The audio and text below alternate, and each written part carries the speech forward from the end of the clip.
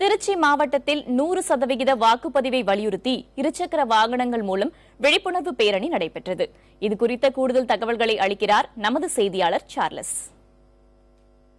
திருச்சி மாவட்ட ஆட்சித்தலைவர் அலுவலகத்தில் சற்று நேரத்துக்கு முன்னதாக இந்த சட்டமன்ற தேர்தலில் 100% வாக்குப்பதிவை வலியுறுத்தி பொதுமக்களிடையே விழிப்புணர்வு ஏற்படுத்த வேண்டும் என்பதற்காக இருசக்கர வாகனத்தில் இப்ப தற்போது போக்குவரத்து துறை அதிகாரிகளும் அது மட்டும் இல்லாமல் இளைஞர்களும் இப்ப தற்பொழுது அவர்கள் தலைக்கவசம் அணிந்து பாதுகாப்பான விழிப்புணர்வு இந்த பரப்புரை துவக்கியிருக்காங்க.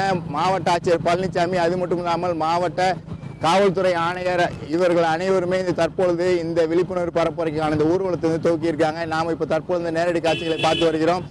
இந்த பரப்புரையானது திருச்சி மாவட்ட ஆட்சித்தலைவர் அலுவலகத்திலிருந்து 3 தொகுதிகளை குறிப்பாக திருச்சி கிழக்கு, மேற்கு, மணச்சநல்லூர் பகுதிகளில் உள்ள முக்கியமான இடங்களில் இந்த இருசக்கர வாகன பரப்புரை என்பது நடைபெறுகிறது. ஒவ்வொரு விதமாக தேர்தல் ஆணையம் இந்த 100% வாக்குப்பதிவை வலியுறுத்தி விதவிதமான பல்வேறு விதமான விழிப்புணர்வுகளை பொதுமக்களிடம் ஏற்படுத்தி வராங்க.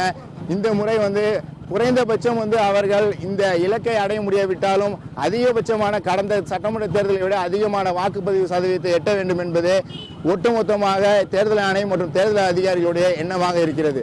புதிய தலைமுறைக்காக ஒளிப்பதிவாளர் சசிகுமாருடன் திருச்சியிலிருந்து சார்ல்ஸ்.